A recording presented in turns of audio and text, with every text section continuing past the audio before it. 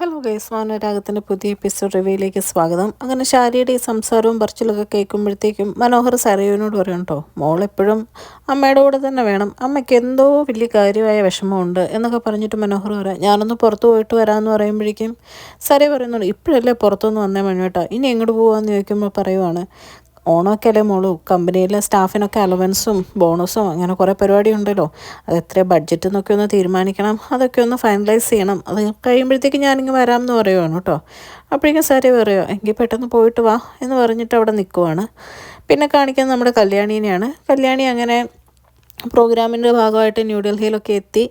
എന്നിട്ട് കിരണിനെ വിളിച്ചിട്ട് ഫ്ലൈറ്റ് യാത്രയെ പറ്റിയൊക്കെ പറയുവാണ് കേട്ടോ. ചെറിയൊരു പേടിയുണ്ടായിരുന്നെങ്കിലും കുഴപ്പമൊന്നുമില്ലായിരുന്നു കിരണേട്ടാന്നൊക്കെ പറയുമ്പോൾ കിരൺ പറയുന്നുണ്ട്, ഇനി തിരുവോണത്തിൻ്റെ അന്നത്തെ പരിപാടിക്കും അതേ ധൈര്യത്തോട് തന്നെ മത്സരിച്ച് ജയിച്ച് വരണം എന്നൊക്കെ പറയുവാണ് കേട്ടോ. അത് കഴിയുമ്പോഴത്തേക്കും നമ്മുടെ കല്യാണിയോട് താരാൻ്റിയെ കാണുന്നില്ല എന്നുള്ള കാര്യമൊക്കെ കിരൺ പറയുവാണ്. എന്നിട്ട് കിരണിനോട് കല്യാണി പറയുന്നുണ്ട്, അവിടെ വരുവാണെങ്കിൽ അവൾക്ക് മേടിച്ച് ആ വസ്ത്രം ഒന്ന് കൊടുക്കാൻ വേണ്ടിയിട്ട് കിരണേട്ടനൊന്ന് സഹായിക്കണം കേട്ടോ, ഓണക്കോടി കൊടുക്കണമെന്ന് വലിയ ആഗ്രഹം ഉണ്ടായിരിക്കും എന്ന് പറയുമ്പോൾ കിരൺ പറയുകയാണ്, ഇവിടെ വന്നു കഴിഞ്ഞാൽ അന്ന് ശാരി ആൻറ്റിയെ പേടിപ്പിച്ച് മാല കൊടുത്തോളാം, അതൊന്നും നീ വിഷമിക്കേണ്ട, നീ അവിടുത്തെ കാര്യം നല്ലപോലെ എല്ലാം നോക്കി ചെയ്താൽ മതി എന്നൊക്കെ പറയുവാണ് കേട്ടോ. അത് കഴിഞ്ഞ് ശാരി ഇങ്ങനെ ടെൻഷൻ അടിച്ചിരിക്കുമ്പോൾ കോളിംഗ് ബെൽ അടിക്കുവാണ്. നമ്മുടെ കിരണാണ്. കിരൺ ചെന്നിട്ട് സരയുവിനോട് ചോദിക്കുക, താരാൻറ്റി എവിടെയെന്ന്. അപ്പോഴത്തേക്കും സര ചോദിക്കുക, അവരെന്തിനാ ഇവിടെ വരുന്നത്, എന്നോടാണോ ചോദിക്കുന്നത് അവരെന്ത് ചെയ്യുന്നത്, അവരെ കണ്ടു കഴിഞ്ഞാൽ എനിക്ക് പിടിച്ച് ഞെക്കി കൊല്ലാനുള്ള ദേഷ്യമുണ്ട്, എൻ്റെ അമ്മയാണെന്നും പറഞ്ഞുകൊണ്ട് നടക്കുക, നീയൊക്കെ കൂടെ പറഞ്ഞു വിടുന്നതാണോ എന്ന് എനിക്ക് നല്ല സംശയമുണ്ടെന്നൊക്കെ പറയുവാണ്. ആ സമയത്ത് എല്ലാം കേട്ട് ശാരി അങ്ങ് വരുവാണ് കേട്ടോ. ശാരി കിരണിനെ കാണുമ്പോൾ പറയുകയാണ്, എൻ്റെ പൊന്ന് കിരൺ മോനെ ഇവിടെ വന്നിട്ടില്ല താര എന്നൊക്കെ പറയുവാണ് കേട്ടോ. അപ്പോഴത്തേക്കും സരയും ഇങ്ങനെ അന്തം വിട്ട് ശാരിയെ നോക്കുക, കിരൺ മോനോ, ഇതെന്താ അമ്മയ്ക്ക് പറ്റിയെന്നുള്ള രീതിയിൽ. അത് കഴിയുമ്പോഴത്തേക്കും നമ്മുടെ കിരൺ പറയണം, താരാൻറ്റിക്ക് എന്തെങ്കിലും പറ്റിയെങ്കിൽ ഇവിടെ വന്നിട്ടുണ്ട്, നീ എന്തെങ്കിലും ചെയ്തിട്ടുണ്ടെങ്കിൽ ബാക്കി ഞാൻ അപ്പോൾ പറയാം എന്ന് പറയുമ്പോഴത്തേക്കും നമ്മൾ സരയു ചോദിക്കുകയാണ്, നീ ആരടാ എൻ്റെ അമ്മയെ വെല്ലുവിളിക്കാൻ വേണ്ടിയിട്ട് ചോദിക്കുമ്പോഴത്തേക്കും നമ്മുടെ ഷാരു പറയാണ്, എൻ്റെ പൊന്നു കിരൺ മോനെ ഇവിടെ വന്നിട്ടില്ല എന്ന് പറയുമ്പോഴത്തേക്കും നമ്മൾ സരയു പറയാണ്, എന്തിനാ അമ്മ ഇവനെ മോനെ കീനെന്നൊക്കെ വിളിക്കുന്നത്, ഇവൻ ആരുവാന്നോ അമ്മയുടെ വിചാരം. എന്നിട്ട് പറയുകയാണ്, എൻ്റെ സ്വന്തം അമ്മ ദേ നിൽക്കുന്നു എന്നൊക്കെ പറഞ്ഞ് സരയു ഇങ്ങനെ ഓരോന്ന് കിരണിനോട് പറയുവാണ്. അപ്പോൾ കിരൺ പറയുക, നീ എന്നെ കൊണ്ട് കൂടുതലൊന്നും വിളിച്ച് പറയിപ്പിക്കരുത്, അതായിരിക്കും നിനക്ക് നല്ലത് എന്ന് തിരിച്ച് സരയുവിനോട് പറയുകയാണ് കേട്ടോ. അപ്പോൾ ഷാരി പറയുകയാണ്, എൻ്റെ പൊന്നു മോനെ നീ ഇവിടെ നിന്ന് പോ, ഇവിടെ വന്നിട്ടില്ല എന്നല്ലേ പറഞ്ഞ്, ഞങ്ങൾക്ക് കുറച്ച് മനസ്സമാധാനം വേണമെന്ന് പറയുവാണ് കേട്ടോ.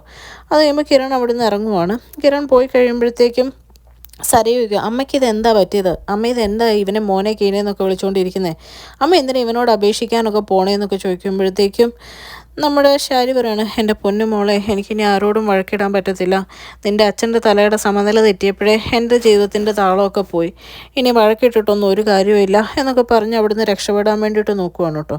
ഇതൊക്കെ കണ്ട് അന്തം വിട്ട് നിൽക്കുവാണ് സരയു, ഇതെന്താ ഇവിടെ സംഭവിക്കുന്നതെന്നൊന്നും മനസ്സിലാവാതെ നിൽക്കുവാണ് കേട്ടോ.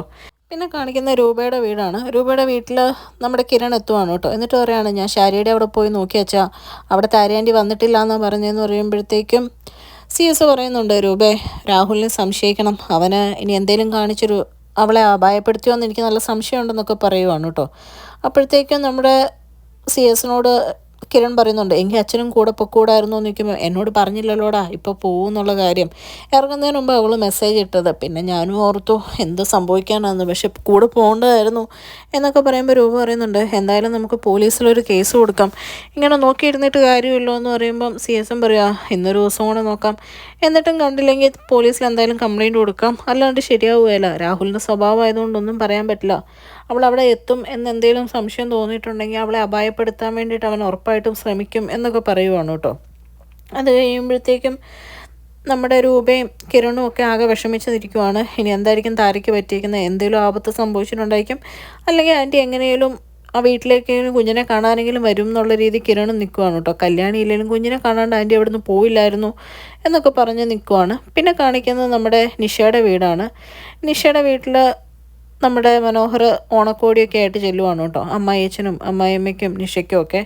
എന്നിട്ട് നിഷ ചോദിക്കുന്നുണ്ട്, എന്താ റോഹിയേട്ടാ വരുവാന്നൊന്ന് വിളിച്ചു പോലും പറഞ്ഞില്ലല്ലോ എന്ന് പറയുമ്പോഴത്തേക്കും മനോഹർ പറയുവാണ്, അങ്ങനെ പറഞ്ഞാൽ സസ്പെൻസ് പോവുകയല്ലേ, മൂക്കൊരു ഓണക്കോടിയൊക്കെ ആയിട്ട് വരാമെന്ന് ഓർത്തു, ഇനി കമ്പനി ചെന്നിട്ട് വേണം സ്റ്റാഫിനൊക്കെ അലവൻസ് കൊടുക്കാനും ഓണത്തിൻ്റെ ഒരുപാട് പരിപാടികളൊക്കെ ഉണ്ട്, അതിൻ്റെയൊക്കെ പ്ലാനിങ് നടത്താനും ഒക്കെ എന്ന് പറയുവാണ് കേട്ടോ. അപ്പോഴത്തേക്കും നിഷ പറയും, എത്രയും പെട്ടെന്ന് പോവാണോ എന്ന് ചോദിക്കുമ്പം നിഷയുടെ അമ്മ പറയുന്നുണ്ട്, മോക്കും മോൻ്റെ കൂടെ ഇരിക്കണം എന്നുണ്ടെങ്കിൽ മോൻ്റെ കൂടെ കമ്പനിയിലോട്ട് പൊക്കോ എന്ന് പറയുമ്പോഴത്തേക്കും നമ്മുടെ നിഷയുടെ അച്ഛൻ പറയുവാണ് കേട്ടോ, ശിവദാസമേനോൻ പറയുവാണ്, അതൊന്നും വേണ്ട, മോനൊരു വർക്കിൻ്റെ കാര്യത്തിന് പോകുന്നത്, മോൻ അതൊക്കെ പോയി ചെയ്തിട്ട് വരട്ടെ, പിന്നെ ഇതിനൊന്നും കാശ് മുടക്കണ്ടായിരുന്നു മോനെ എന്നൊക്കെ പറയുവാണ് കേട്ടോ. അപ്പോൾ അമ്മായിയമ്മ പറയുന്നുണ്ട്, അതൊന്നും കുഴപ്പമില്ല, മോനിതൊന്നും മുടക്കലൊന്നും ഇല്ലല്ലോ, പിന്നെ മരുമോൻ മേടിച്ച് തന്നാന്ന് പറയുമ്പോഴത്തേക്കും 4 പേരുടെ മുമ്പിൽ അത് പറയാനും ഒരു സുഖമാണെന്നൊക്കെ പറയുമ്പം നിഷ പറയുന്നുണ്ട്, റൂഹിയണ്ണ എന്ത് മേടിച്ചെന്നാലും എനിക്കത് വിലപ്പെട്ടതാണ്, റൂഹിയണ്ണ ഇങ്ങ് വന്നേന്നും പറഞ്ഞ് മനോഹരനെയും കൂട്ടിക്കൊണ്ട് അകത്തോട്ട് പോവുകയാണ് കേട്ടോ. അപ്പോഴത്തേക്കും നിഷയുടെ അമ്മ പറയുക, നമ്മൾ എന്ത് ഭാഗ്യം ചെയ്തവരാ, അല്ലെങ്കിൽ ഇതുപോലെ ഒരു മരുമോനെ നമുക്ക് കിട്ടുമോ എന്നൊക്കെ ശിവദാസനോട് ഇങ്ങനെ പറഞ്ഞുകൊണ്ടിരിക്കുകയാണ്. ശിവദാസനും അതെല്ലാം കേട്ട് ഇങ്ങനെ തലയാട്ടി നിൽക്കുവാണ് കേട്ടോ. അത് കഴിഞ്ഞ് പിന്നെ കാണിക്കുന്നത് കല്യാണിയുടെ പരിപാടി ടി വിയിൽ ടെലികാസ്റ്റ് ചെയ്യുന്നതാണ് കേട്ടോ. ടി വി ടെലികാസ്റ്റ് ചെയ്യുന്ന സമയത്ത് എല്ലാവരും വീട്ടിലിരുന്ന് പരിപാടി കാണുവാണ്. രാഹുൽ സരയുവിൻ്റെ കൂടെ ഇന്ന് കാണുമ്പോൾ സരി പറയുന്നുണ്ട്, എൻ്റെ പൊന്നച്ച ഇതൊന്ന് മാറ്റാവോ, എനിക്കിതൊക്കെ കണ്ടിട്ട് ചൊറിഞ്ഞു വരുവാന്ന് പറയുമ്പോഴത്തേക്ക് രാഹുൽ പറയാം, അവിടെ എന്താ നടക്കുന്നതെന്നൊന്ന് നോക്കട്ടെ എന്ന് പറയുമ്പോൾ സരി പറയുന്നുണ്ട്, ദേ അമ്മേനെ നോക്കുക, അമ്മ ഇരുന്ന് പ്രാർത്ഥിക്കുന്നു, അമ്മയ്ക്ക് ഇതൊന്നും ഇഷ്ടപ്പെട്ടിട്ടില്ല എന്നിങ്ങനെ പറയുമ്പോഴത്തേക്കും ശാരി മനസ്സിൽ ചിന്തിക്കുക, എൻ്റെ പൊന്നു മോളെ, ഞാനതൊന്നും അല്ല പ്രാർത്ഥിക്കുന്നത്, അകത്തൊരു ശവം കിടക്കുക, അത് ഞാനിനി എന്തോ ചെയ്യും എന്നാണ് ഓർക്കുന്നത്, ഇനി അതിൻ്റെയൊക്കെ പുറകിൽ എന്തൊക്കെ നടക്കണം, എന്തൊക്കെയായിരിക്കും ജീവിതത്തിൻ്റെ പോക്കെന്ന് ഓർക്കുക എന്നിങ്ങനെ പറയുവാണ് കേട്ടോ.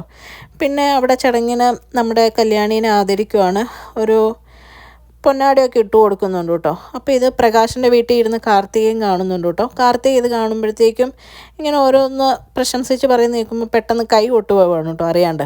പ്രകാശൻ അവിടെ ഇരിപ്പുണ്ടെന്ന് ഓർക്കാണ്ട് സന്തോഷം കൊണ്ട്. അപ്പോൾ പ്രകാശൻ ചോദിക്കുന്നുണ്ട്, മോളെന്തിനാ ഇപ്പോൾ കൈ കൊട്ടിയെന്ന് ചോദിക്കുമ്പോൾ, അല്ല ഞാൻ കൈ കൊട്ടിയതല്ല, കയ്യിൽ പൊടി അത് കൊട്ടിക്കളഞ്ഞാന്ന് പറയുമ്പോൾ പ്രകാശനും അമ്മയും പരസ്പരം ഇങ്ങനെ നോക്കുവാണ് കേട്ടോ. ഇവളുടെ സംസാരത്തിലും പെരുമാറ്റത്തിലും എന്തോ ഒരു വിരുദ്ധത ഉണ്ടല്ലോ എന്നുള്ള രീതിയിൽ. അത് കഴിയുമ്പോൾ കാർത്തികനെ അവർ ശ്രദ്ധിക്കുന്നുണ്ട് കേട്ടോ. ഈ പരിപാടി കാണുമ്പോഴും കാർത്തികയുടെ ഈ സന്തോഷം കാണുമ്പോൾ കാർത്തികയാണെങ്കിൽ പിന്നെ അവർ മനസ്സിലാവാത്ത രീതിയിൽ അഭിനയിക്കുന്നുമുണ്ട്. അത് കഴിയുമ്പോൾ കാണിക്കുന്ന കല്യാണിയുടെ വീട്ടിൽ ദീപയാണ്. ദീപ ഇങ്ങനെ പറയുകയാണ്, ഫംഗ്ഷൻ ഇപ്പോൾ അവളെ കല്യാണീനെ വിളിക്കുന്നുണ്ട്, എല്ലാം ഇംഗ്ലീഷിലാണ് പറയുന്നത്, അവൾക്കിപ്പോൾ ഇംഗ്ലീഷ് കേട്ടാലൊക്കെ മനസ്സിലാവും, പക്ഷേ തിരിച്ച് സംസാരിക്കാൻ അറിയത്തില്ലെന്നേ ഉള്ളൂ എന്ന് പറയുമ്പം കിരൺ പറയുവാണ്, നമുക്ക് നോക്കാം, അവൾ എന്താ പറയുന്നത് നമുക്ക് നോക്കാം എന്ന് പറയുവാണ് കേട്ടോ. CS-ഉം രൂപയും ഒക്കെ ഇതൊക്കെ കണ്ട് ഭയങ്കര സന്തോഷത്തോടെ അഭിമാനത്തോടെ ഇരിക്കുവാണ്. അങ്ങനെ അവർ കല്യാണീനെ വിളിച്ച് അനുമോദിക്കുകയാണ്, ഒരു പൊന്നാടി ഇട്ട് കൊടുക്കുകയാണ്. അങ്ങനെ നിൽക്കുന്ന കല്യാണീനെ കാണിച്ചുകൊണ്ടാണ് കേട്ടോ ഇന്നത്തെ എപ്പിസോഡ് അവസാനിക്കുന്നത്. ചാനൽ ഇഷ്ടപ്പെട്ട ലൈക്ക് ചെയ്യാനും സബ്സ്ക്രൈബ് ചെയ്യാനും കമൻറ്റ് ചെയ്യാനും മറക്കരുത്. Thank you.